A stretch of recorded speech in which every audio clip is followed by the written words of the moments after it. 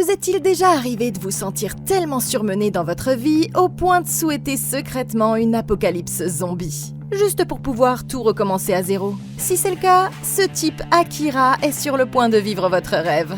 Du moins, jusqu'à ce qu'il réalise que ça ressemble plutôt à son pire cauchemar. Ce n'est pas seulement la fin du monde, c'est aussi l'occasion de faire tout ce qu'il a toujours voulu. Passant de pilote de super bécane au rôle de super-héros en combattant un grand requin blanc zombie. Alors, préparez-vous les amis, parce que je suis là pour vous expliquer les erreurs commises, ce que vous devriez faire, et comment survivre à la meilleure apocalypse qui soit dans Homme 100, la liste de la mort. Nous rencontrons pour la première fois notre héros Akira alors qu'il fuit une horde de zombies assoiffés de chair pour sauver sa vie. Mais ce qui est le plus dingue, c'est qu'il s'inquiète surtout d'être en retard au travail. En fait, tout a commencé il y a environ 1 an, quand il était un jeune diplômé à l'œil vif, fin prêt pour son premier jour de travail. Mais ça a été sa plus grosse erreur. Ça semblait être un rêve devenu réalité, jusqu'à ce qu'on lui demande de faire des heures supplémentaires dès le premier soir. Et avant qu'il ne s'en rende compte, il avait déjà travaillé 2 jours d'affilée avant de pouvoir rentrer chez lui. Au bout d'un certain temps, ce stress a même conduit à une dispute avec son meilleur ami Kensho, laquelle a mis fin à leur amitié. La seule chose qui lui permettait de tenir le coup était le béguin qu'il éprouvait pour sa collègue Otori. Mais quand il a enfin eu l'occasion de lui parler un jour, il s'est rendu compte qu'elle était aussi malheureuse que lui. Un matin, Akira s'est réveillé dans son appartement rempli d'ordures et a descendu les escaliers en traînant les pieds, presque comme un zombie. Mais cette fois, quand il est arrivé en bas, il a surpris le concierge de l'immeuble en train de mâchouiller le cou d'une dame. L'homme s'est retourné, des morceaux de chair humaine tombant de sa bouche. Et réalisant qu'il allait être le prochain à être dévoré, il s'est mis à courir avec la horde de zombies qui ne cessait de croître en le poursuivant rageusement. Ce qui nous amène là où il est maintenant. Ok, ce gamin doit arrêter de s'inquiéter d'arriver en retard au travail. Sinon, il se retrouvera en avance à son rendez-vous avec la faucheuse.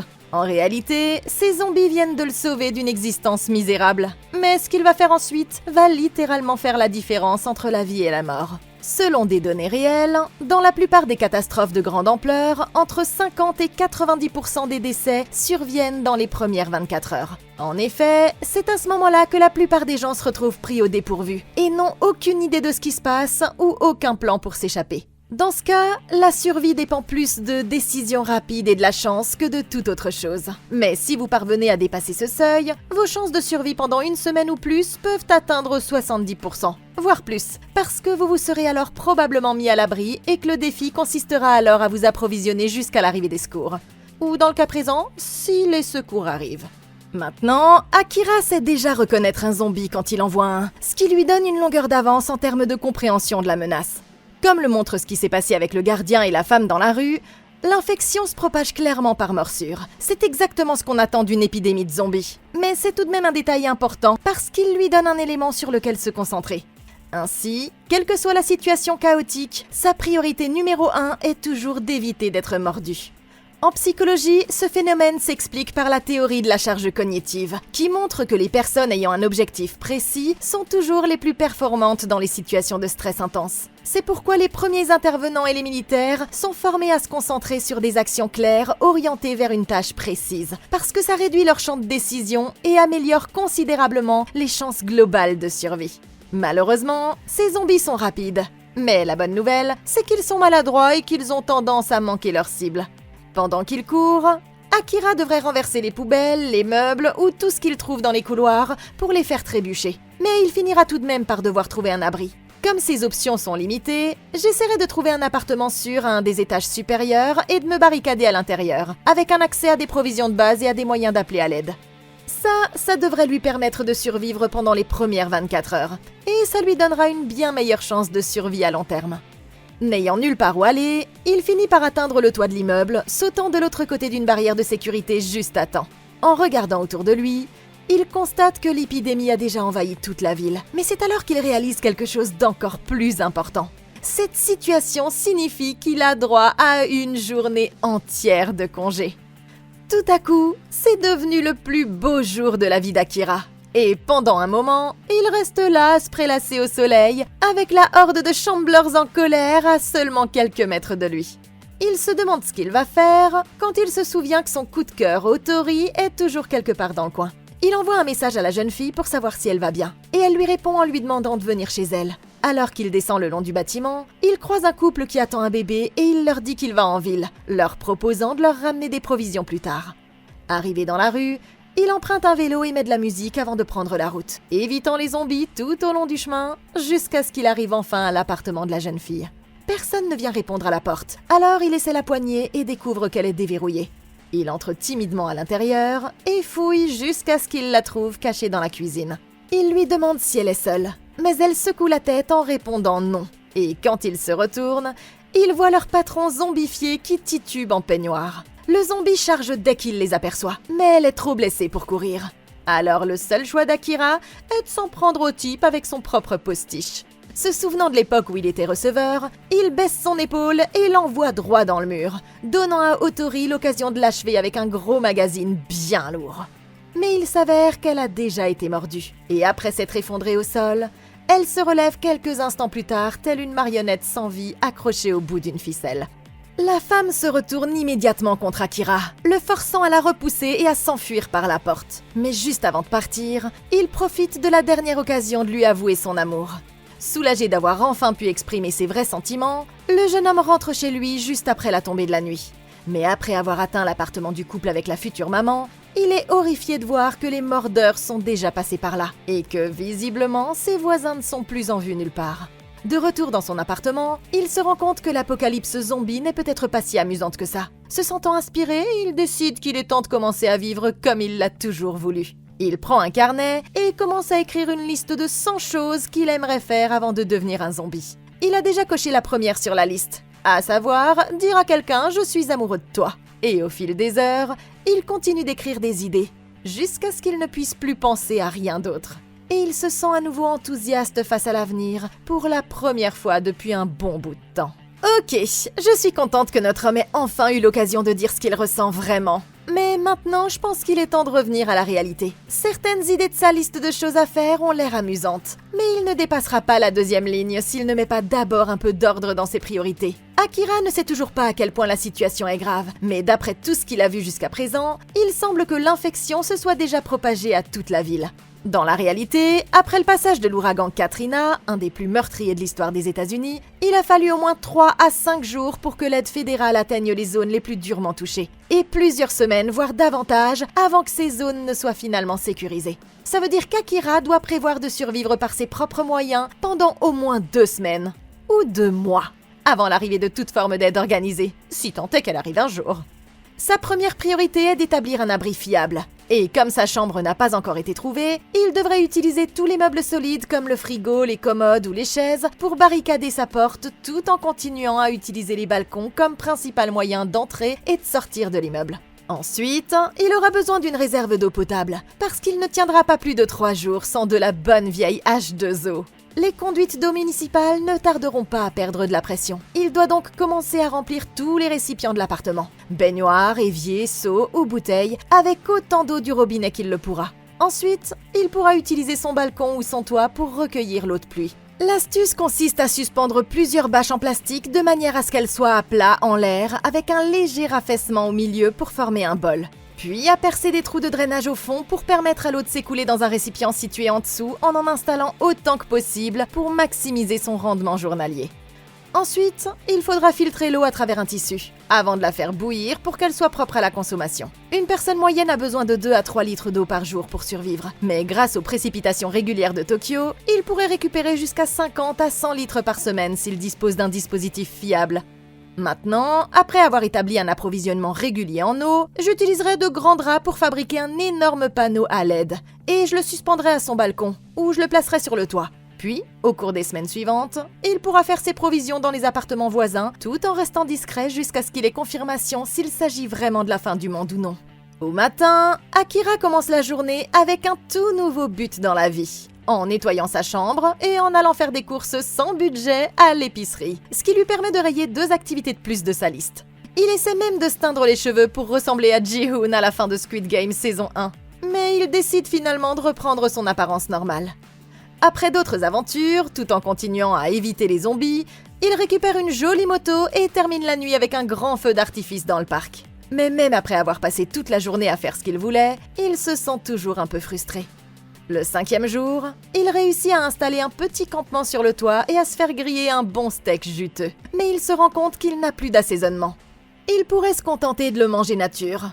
Mais ce n'est plus sa façon de faire. Il décide donc de risquer le tout pour le tout et de retourner en ville pour se réapprovisionner. Tout se passe comme prévu jusqu'à ce qu'il entende un bruit à l'arrière du magasin et que tout à coup, un autre survivant portant un casque de moto surgisse et lui donne un coup de pied en pleine poitrine. Il réussit à échapper à un passage à tabac lorsqu'il promet qu'il n'est pas un zombie. Et quand il enlève son casque, Akira se rend compte qu'il s'agit en fait d'une fille.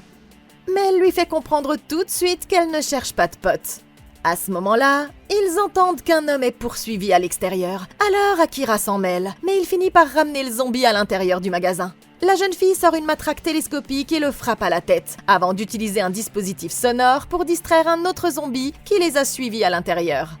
Quand le combat est terminé, il essaie de l'inviter à venir à son domicile. Mais la fille insiste sur le fait qu'elle préfère voyager seule, ajoutant que les gars comme lui rendent toujours les choses plus dangereuses, avant de disparaître dans la ville avec ses provisions. À présent, il commence à se sentir seul, et se souvenant de la dispute qu'il a eue avec son meilleur ami Kensho, il décide d'appeler ce dernier pour voir s'il va bien. À sa grande surprise, son ami est toujours en vie. Le seul problème, c'est qu'il est bloqué dans un love hotel sans possibilité d'en sortir. Ils devront se battre contre les zombies s'il veut pouvoir s'échapper. Mais maintenant qu'Akira a une nouvelle perspective sur la vie, il est prêt à faire tout ce qu'il faudra pour avoir une chance de sauver son ami. Ok, il n'a clairement pas écouté les conseils de cette fille.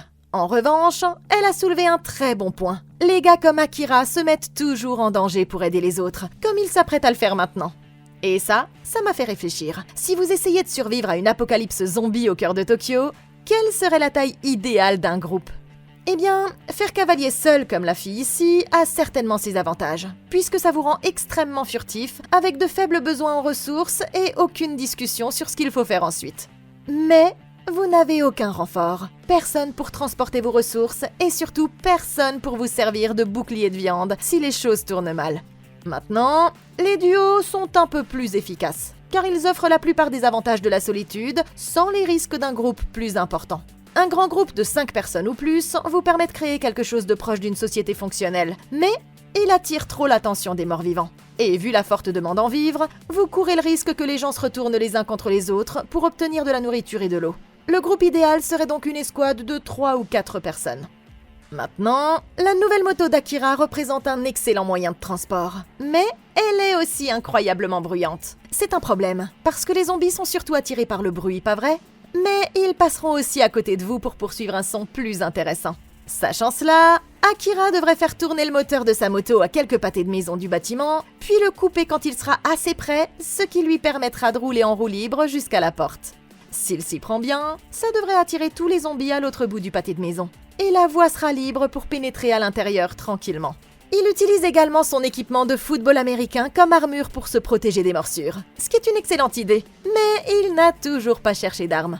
Au début, il devra utiliser ce qu'il a sous la main, mais je chercherai un objet contondant décent comme une batte de baseball ou un tuyau en métal. Et j'essaierai ensuite de passer à un pied de biche, parce que non seulement ils sont parfaits pour fracasser et embrocher, mais ils peuvent aussi être utilisés pour ouvrir des portes ou des fenêtres, ce qui les rend incroyablement utiles quand on est à la recherche de ravitaillement.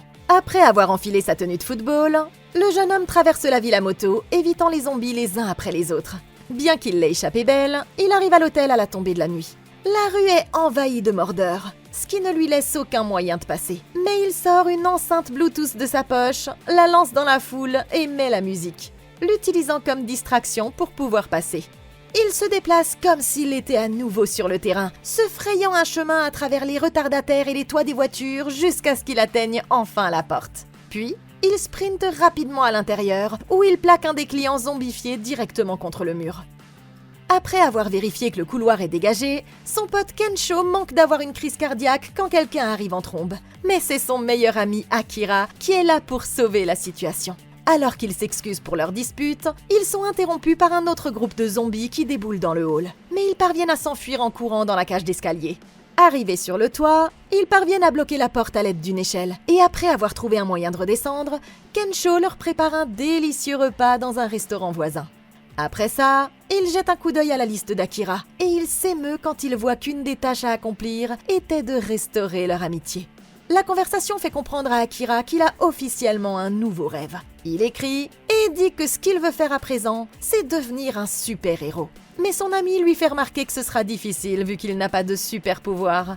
Le lendemain matin, ils décident qu'ils doivent quitter la ville. Et Akira sait déjà exactement où il veut aller. Il y a un aquarium à proximité, dans lequel il y a une combinaison anti-requin dernier cri qui a été spécialement conçue pour protéger le plongeur des morsures. Et maintenant, il veut l'utiliser comme combinaison anti-zombie pour réaliser son rêve de devenir un super-héros. Son pote Kensho pense que c'est une bonne idée. Alors il décide de s'arrêter au magasin Don Quichotte de l'autre côté de la rue pour se ravitailler. Mais y arriver ne sera pas aussi facile qu'ils le pensent. Ils viennent d'atteindre le magasin quand tout à coup ils entendent un grand choc sur la route. Et au moment où ils se retournent, ils aperçoivent un bus rempli de survivants sur le point d'être assaillis par les zombies. Quelques-uns d'entre eux tentent de s'échapper, mais ils sont rapidement submergés par les morts-vivants avant de pouvoir s'enfuir. Et dans la foule, Akira aperçoit la même fille que tout à l'heure qui se bat pour sa vie. Elle abat les monstres les uns après les autres à l'aide de sa matraque, mais ils sont bien trop nombreux, même pour elle. Alors elle se précipite vers le magasin dans lequel ils parviennent à entrer juste à temps. En plus de la mystérieuse jeune fille, ils parviennent à sauver le chauffeur du bus et 2 autres passagères. Mais maintenant que l'entrée est bloquée, ils décident de jeter un coup d'œil à l'intérieur en attendant que les choses se calment dehors. Il s'avère que le bus se dirigeait en fait vers l'aquarium, parce qu'il serait apparemment une zone refuge remplie d'autres survivants. Le chauffeur se sent coupable pour ce qui s'est passé, et nos 2 petits jeunes sont bien trop distraits par les filles pour remarquer que le gars cache une morsure toute fraîche sur sa main. Ok, c'est pas bon du tout. Et c'est qu'une question de temps avant que ça ne devienne un problème. Comme la fille mystérieuse est sur le point de le souligner, ces 2-là ne prennent toujours pas l'apocalypse au sérieux.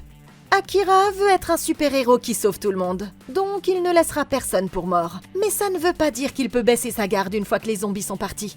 C'est pourquoi, à partir de maintenant, la règle numéro 1 après avoir recueilli un nouveau survivant est de toujours vérifier qu'il n'a aucune trace de morsure récente.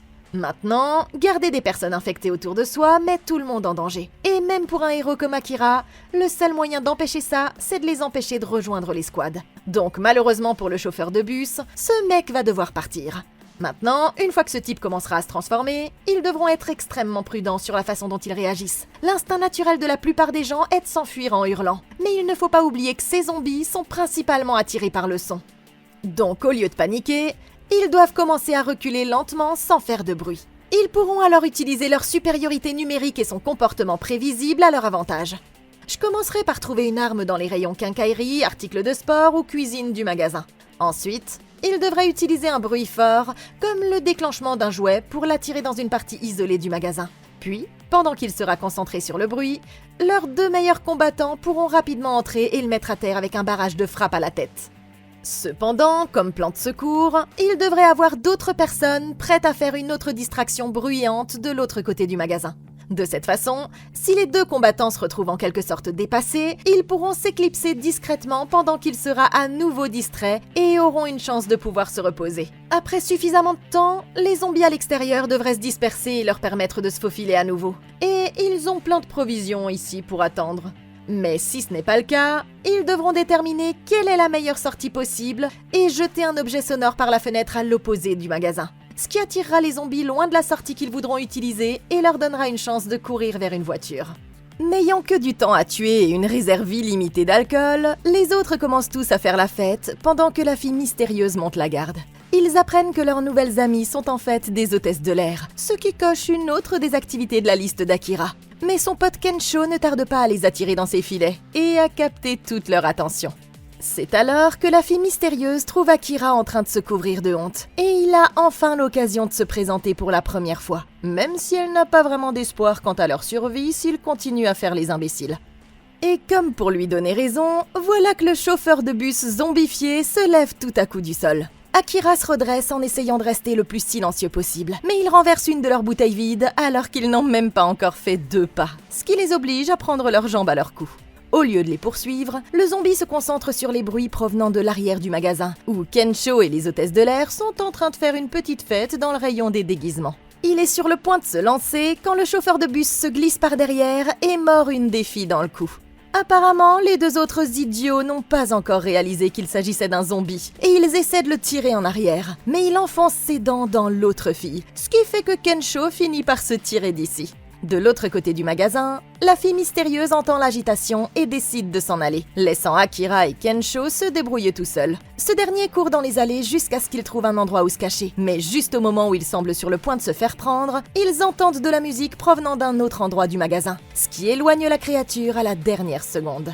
En fait, la fille mystérieuse ne les a pas abandonnés, et après avoir allumé un système sonore pour distraire le chauffeur de bus, elle se précipite vers la porte. Mais elle est interceptée par les deux hôtesses de l'air zombie.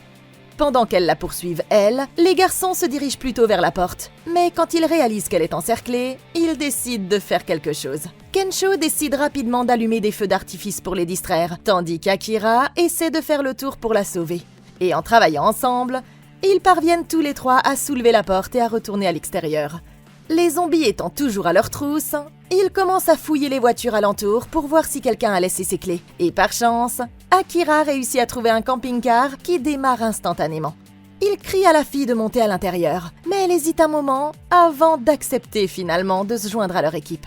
Ils montent à bord et partent à toute vitesse au moment même où une horde d'infectés allait presque encercler leur véhicule. Elle apprend que les garçons ont l'intention de devenir des super-héros et ne tarde pas à leur dire que c'est une très mauvaise idée. Mais elle est contente de pouvoir partager leur véhicule jusqu'à l'aquarium si c'est là qu'ils se rendent. Comme elle est coincée avec eux pour le moment, elle se présente à contre-cœur sous le nom de Shizuka, mais elle réussit à faire comprendre que cette équipe n'est que temporaire. Malgré tout, les garçons préfèrent voir le bon côté de l'apocalypse zombie. Du coup, ils décident de transformer cette quête en un road trip ponctué d'arrêts amusants en cours de route. Leur experte en survie insiste sur le fait que c'est trop dangereux, mais Akira se souvient de sa seule faiblesse, qu'il a remarqué quand il est tombé sur elle au magasin. Une grande bouteille de saké. Et ils réussissent finalement à la convaincre de se détendre et de s'amuser un peu. Ok, cette fille est la seule à avoir du bon sens. Et en attendant, Akira et Kensho ici présents n'ont toujours pas appris leur foutue leçon. Parce que franchement, ça fait pas 10 minutes qu'ils ont frôlé la mort et ils sont déjà en train de planifier leurs prochaines activités ludiques. Mais j'ai une mauvaise nouvelle pour vous les gars. Ce voyage est plus proche d'une tentative de ramener l'anneau au Mordor que d'un simple road trip. Et je prendrai donc les conseils de leur nouvel ami beaucoup plus au sérieux. Leur plan est de partir du quartier d'Akira, quelque part près de la tour de Tokyo, et d'atteindre l'aquarium Aquaworld à Ibaraki, à environ 130 km de là. Ce qui ne semble pas si loin en théorie, mais qui change du tout au tout quand on se rend compte du nombre de zombies qui se mettront en travers de leur chemin. Tokyo est la ville la plus peuplée de la planète, avec une population totale d'environ 37 millions d'habitants, et une densité de population d'environ 3000 personnes par kilomètre carré. À titre de comparaison, ça représente presque le double de la population et de la densité de population de la ville de New York. Maintenant, la bonne nouvelle, c'est qu'ils n'ont pas besoin d'aller très loin. Et bien que le véhicule qu'ils conduisent, une E350 Winnebago des années 90, n'ait pas exactement la meilleure consommation d'essence avec entre 23 et 34 litres au 100, il a une énorme capacité avec un réservoir d'environ 80 litres. Ça veut dire qu'avec un réservoir plein, il pourrait facilement faire le voyage jusqu'à l'aquarium sans avoir à s'arrêter pour faire le plein. Si le réservoir est au moins à moitié plein, ils pourront sortir de la ville sans faire de halte. Autrement, ils vont devoir chercher la station-service la plus isolée possible et faire le plein rapidement pendant que 2 d'entre eux occuperont les zombies. Parce que vous voyez, il vaut toujours mieux s'occuper d'abord de la partie la plus dangereuse du voyage, pas vrai? Vous comprenez, non? Ils devraient éviter autant que possible les routes principales, parce qu'elles seront encombrées de nombreux réfugiés devenus zombies qui n'ont pas réussi à sortir de la ville. Au lieu de ça, j'essaierai de suivre les routes secondaires qui sont adjacentes aux axes principaux, en suivant la route 6 nord-est pour sortir de la ville et nous rendre directement à Ibaraki. Compte tenu de la densité de la population, ils devraient éviter de s'arrêter, que ce soit pour se ravitailler, faire du tourisme ou autre, avant d'avoir parcouru au moins les 50 premiers kilomètres de leur itinéraire, ce qui les amènerait juste après la rivière Tone. Cette dernière crée une frontière naturelle entre les banlieues proches de Tokyo et les villes plus rurales. Et ouais, je suis au courant, c'est ça la vie de Weeb. Une fois qu'ils auront atteint cette zone, la densité de population diminuera de près de 84%, passant de 13 000 personnes par kilomètre carré au cœur de la ville à seulement 2 000 ici à la périphérie, ce qui rendra les arrêts de ravitaillement beaucoup plus sûrs et évitera les risques d'agression. Quelques jours de plus s'écoulent sur la route et l'équipe s'arrête pour vivre toutes sortes d'aventures amusantes, devenant doucement mais sûrement les 3 meilleurs amis qui soient. Le dernier soir de leur voyage, ils s'arrêtent à une source d'eau chaude pour faire une autre activité de la liste. Shizuka s'ouvre à eux et les remercie de lui avoir sauvé la vie, tandis qu'Akira souhaite secrètement que leur voyage ne se termine jamais. Le jour suivant, ils repèrent enfin l'aquarium au loin. Mais tout à coup, le véhicule tape quelque chose sur la route, ce qui les fait dévier de leur trajectoire et assomme Akira qui se cogne la tête contre l'armoire. Il s'agissait en fait d'une série de pointes acérées placées là intentionnellement par celui qui occupe cet endroit. Mais au lieu que ce soit des bandits ou des cannibales, il s'agit en fait de quelque chose de bien pire. Plusieurs heures plus tard, le gamin se réveille en sursaut dans un lit d'hôpital et il se retrouve nez à nez avec le chef Kozugi, l'enfoiré de superviseur qu'il avait à son ancien boulot. Il se trouve que l'équipe de production était en train de tourner une publicité pour cet endroit quand l'épidémie s'est déclarée. Et Kozugi, fort de ses talents de leader, a immédiatement pris les commandes du groupe. Grâce à la clôture et à la réserve inépuisable de poissons, ils ont tout ce qu'il faut pour survivre ici, à l'aquarium. Et il a mis les autres survivants au travail pour faire fonctionner l'endroit. À sa grande surprise, il aperçoit le couple dont la femme est enceinte qu'il a vu à l'appartement en train d'effectuer leur corvée quotidienne. Il est soulagé de voir qu'ils sont tous les deux encore en vie, mais le chef ne leur accorde pas même une seconde pour discuter, ordonnant au couple de se remettre au travail. Le plus incroyable, c'est qu'il a même trouvé le moyen de transformer les zombies en employés, en gardant un groupe d'entre eux dans un grand enclos près de la porte d'entrée pour effrayer les bandits qui pourraient attaquer l'endroit afin de s'emparer de leurs provisions. Pour lui, tout est comme d'habitude. Il fait faire aux autres le travail le plus difficile et le plus dangereux pendant que lui se contente de récolter le fruit de leur labeur. Et bien que ce soit le pire cauchemar d'Akira qui se réalise une fois de plus, il a subi un lavage de cerveau trop intense par loyauté envers l'entreprise pour se défendre, laissant le chef l'influencer quand il le pousse à rester pour protéger ses amis. Voyant que les chefs ont transformé son meilleur ami en véritable larbin, Kensho parvient à peine à résister à l'envie d'aller les confronter. Mais le futur papa le convainc de ne pas créer de problème pour le bien des autres rescapés. Pendant ce temps, tôt le lendemain matin, un groupe de pilleurs est à la recherche de vivres quand un zombie tombe à l'arrière de leur camion. Mais le gardien est trop occupé à se préoccuper de ses cheveux pour le remarquer. Pendant que les autres dorment, futur papa montre à Kensho et Shizuka une sortie secrète qui mène à l'endroit où il garde les voitures de tout le monde. Il lui demande pourquoi il n'a jamais essayé de s'échapper auparavant, mais il explique que tous les autres restent là de leur plein gré parce qu'ils savent qu'ils ne survivraient pas à l'extérieur. À l'entrée, les camions de ravitaillement reviennent et commencent à décharger leurs marchandises. Mais dès qu'ils ouvrent la porte du camion, le zombie clandestin s'élance et attaque la première personne qu'il voit. En l'espace de quelques secondes, l'enfer se déchaîne avec leur propre horde de zombies de garde qui devient incontrôlable et franchit le périmètre, fonçant droit dans le refuge avant même que les habitants ne comprennent ce qui se passe. Ok, tous ceux qui n'ont rien vu venir sont des crétins. Et là maintenant, c'est vous que je regarde, chef Kozugi. Vous êtes censé être la personne la plus intelligente ici. C'est la raison pour laquelle vous avez réussi à tyranniser tous les autres et à leur faire toutes les basses besognes, pas vrai? Mais on dirait à présent que c'est précisément votre arrogance qui va vous mener à votre perte. Et c'est pour ça que vous avez merdé. Bon, je reconnais que ce désastre n'est pas entièrement de votre faute. C'est vrai, rien de tout ça ne serait arrivé si l'équipe de récupération avait été plus vigilante. Mais quand on dirige une communauté en pleine apocalypse zombie, il faut toujours anticiper l'inattendu. Et tout votre soi-disant système de sécurité était comme une maison faite de dominos qui n'attendait que d'être renversée. Utiliser les zombies comme des chiens de garde semblait être une bonne idée sur le papier, mais la façon dont vous l'avez mis en place était on ne peut plus bancale. Tout d'abord, il faut vérifier que les camions de récupération ne contiennent pas de zombies clandestins avant qu'ils ne pénètrent dans le véritable périmètre, et non après. Sinon, autant ne pas avoir de clôture du tout. Et puis, regardez comment vous avez enfermé ces zombies ici. Une seule épaisseur de clôture les entoure, sans rien pour les arrêter s'ils parviennent de quelque manière que ce soit à franchir la grille. Compte tenu de la dangerosité d'un seul zombie, il fallait un système de plusieurs barrières redondantes qui agiraient comme des sas pour zombies, de sorte que si un accident se produisait et qu'ils franchissaient la grille principale, il y aurait encore plusieurs rangées de barricades pour les empêcher de pénétrer à l'intérieur du bâtiment lui-même. Non mais franchement, vous êtes nuls les gars! Par ailleurs, jetez un coup d'œil à vos gardes. Je ne vois pas une seule arme à feu, ou même une arme quelconque pour les aider à se défendre en cas de violation de la sécurité. Même si vous n'avez pas accès à des armes à feu, ces gars auraient dû être équipés d'une armure et de quelques armes de fortune. Sinon, ils ne serviront à rien du tout quand ils devront faire leur boulot. Un soi-disant chef comme vous aurait dû faire fonctionner cet endroit avec une sécurité de premier ordre, des clôtures électriques, des collecteurs de pluie, un jardin, tout ce qu'il faut, vous savez. Mais il semblerait que tout ce que vous avez réussi à faire, c'est de trouver un moyen de prolonger de quelques mois la misérable existence de ces pauvres gens au sein de l'entreprise. Alors désolé chef, mais c'est très exactement pour ça que vous avez merdé. À l'intérieur, les survivants sont pris complètement par surprise lorsque les zombies se ruent sur eux et commencent à les mettre en pièces. Certains d'entre eux se font même plaquer directement dans le bassin, où les requins commencent immédiatement à dévorer tout ce qui touche l'eau. Heureusement pour nos héros, ils se trouvent à l'extérieur, et ils essaient de convaincre Akira de s'enfuir tous les trois. Kensho a réparé le pneu de leur camping-car, et il a même rassemblé suffisamment de provisions pour leur permettre de tenir un bon moment. Mais à présent, le gamin a déjà subi un tel lavage de cerveau qu'il ne veut plus partir, arguant qu'il est bien plus sûr de rester là. Le groupe n'arrive plus à se mettre d'accord, et après une dispute, Shizuka tombe sur la liste dans le camping-car.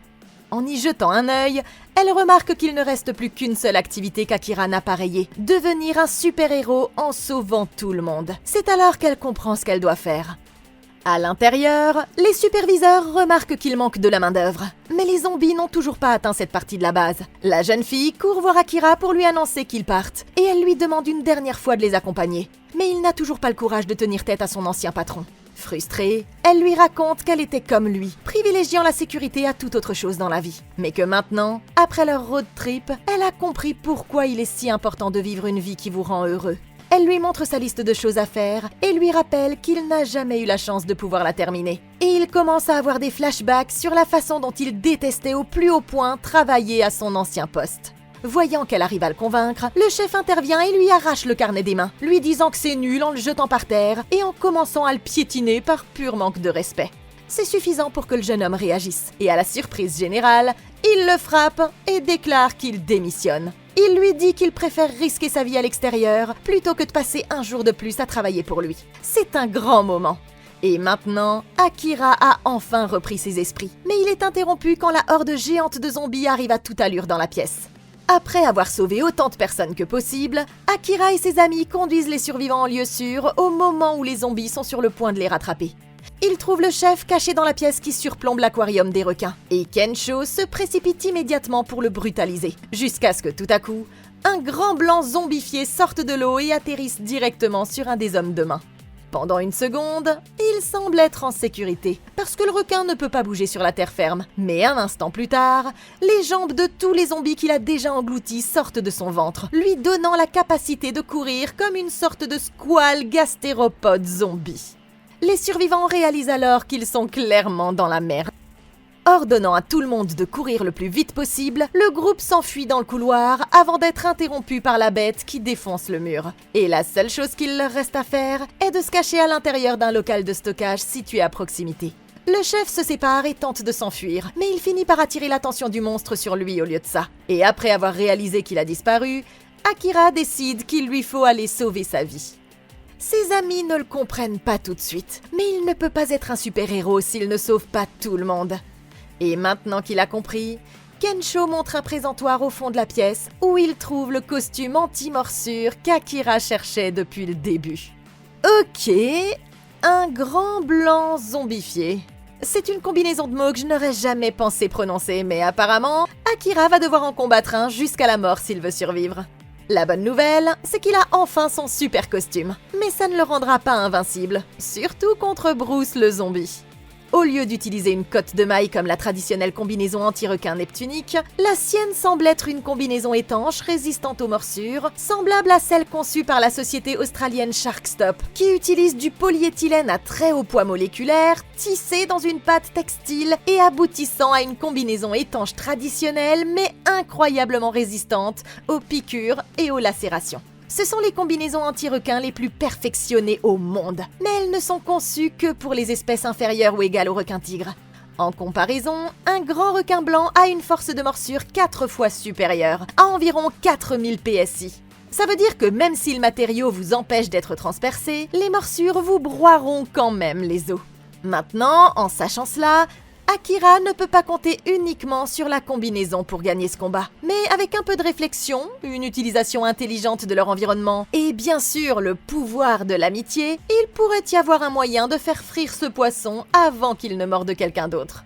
Bon, d'abord, Akira doit utiliser sa nouvelle confiance et la protection de sa combinaison pour attirer le requin jusqu'à l'autre bout du couloir. Pendant qu'il sera occupé à le poursuivre, Kensho devra se faufiler à l'extérieur et récupérer le chariot élévateur à fourche qui se trouve à proximité. Ouais, je l'ai repéré avant. Parce que c'est l'arme qu'ils vont devoir utiliser pour se débarrasser de ce requin.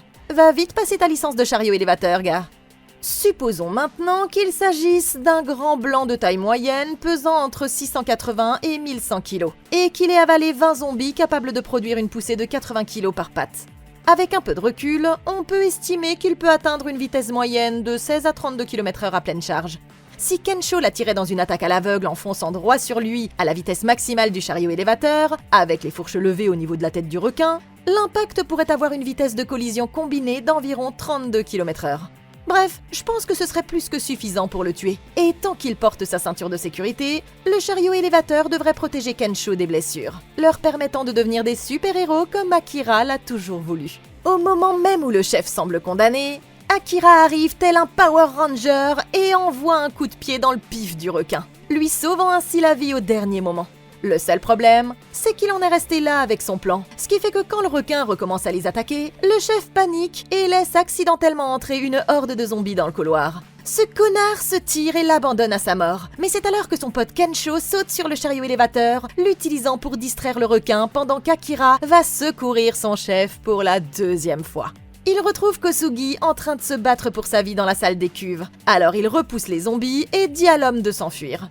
Le requin finit par dominer le chariot élévateur de Kensho, mais il est tellement aveuglé par la rage qu'il parvient à s'enfuir sans qu'il s'en aperçoive.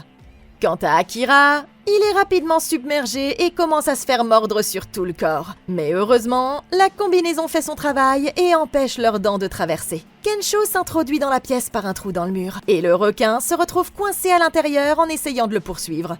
Juste à ce moment-là, ils entendent de la musique venant de l'entrée et voient Shizuka tenir 2 mégaphones, utilisant le son pour distraire les zombies. Elle passe devant eux en courant, saute en haut de la plateforme et jette les enceintes sur le décor derrière elle, ce qui fait que les zombies tombent dans le bassin en poursuivant inutilement le bruit. C'est la fin pour les Chamblers, mais nos amis ne sont pas encore en sécurité. Parce qu'au moment où le combat semble terminé, le requin traverse le mur et envoie Kosugi de l'autre côté de la pièce. Akira se précipite vers lui et tente de le remettre sur pied. Mais le requin est le premier à réagir. Et tout ce qu'il réussit à faire, c'est à prendre un morceau de panneau d'affichage pour maintenir la mâchoire du requin ouverte. Le poteau se brise rapidement et le monstre attrape son bras. Mais heureusement, il est protégé par la combinaison. Et c'est alors que ses amis ont une idée. Shizuka enlève les piles d'une lampe de poche et les fixe avec du ruban adhésif, expliquant qu'Akira peut utiliser sa combinaison comme un conducteur pour détruire les organes électrosensoriels du requin en le visant directement à la tête. Il n'y a qu'un seul problème, ils ne peuvent pas s'approcher assez près pour le lui donner. Mais Kensho se souvient finalement de ses talents de footballeur et il lui fait une passe parfaite, se rachetant ainsi d'avoir tout gâché lors de leur dernier grand match. Akira attrape la passe, bondit de la plateforme et envoie les piles directement sur le museau du requin, envoyant une décharge d'électricité à travers son corps qui le grille complètement de l'intérieur et l'anéantit une bonne fois pour toutes. Inquiet, le gamin se précipite pour vérifier l'état de ses amis et il est soulagé de constater que tout le monde s'en est sorti en un seul morceau. Même le chef est encore en vie, mais les zombies ont complètement envahi le reste de l'aquarium, ce qui veut dire qu'ils vont tous devoir faire un autre road trip finalement. Bien entendu, Kosugi tente de les empêcher de partir, mais après avoir vu à quoi ressemble un vrai héros, ils sont tous inspirés et ont envie d'apprendre à prendre soin d'eux-mêmes. Le trio quitte l'endroit et prend la route en se demandant quelle sera leur prochaine aventure. Et Akira dit qu'il veut devenir un super-héros à plein temps. Mais en fin de compte, ils ont appris la leçon la plus importante de toutes. Parfois, le bénéfice de l'apocalypse zombie se trouve dans les amis qu'on se fait en cours de route. C'était un film complètement dingue. Jamais de ma vie j'aurais pensé voir un film de zombies comme celui-ci. Mais je suis franchement heureuse que ce genre soit bien portant et que tout le monde puisse se l'approprier et en plier les règles au gré de ses intrigues. Cela dit, est-ce que j'ai raté quelque chose ? Auriez-vous fait quelque chose de différent ? Dites-le moi dans les commentaires ci-dessous. Merci beaucoup d'avoir regardé. Laissez un like, abonnez-vous si vous ne l'êtes pas et n'oubliez pas de consulter la playlist de Comment Battre pour d'autres vidéos exactement comme celle-ci. Je suis là pour vous. Nous, on se retrouve dans la prochaine vidéo. Et d'ici là, passez une excellente journée!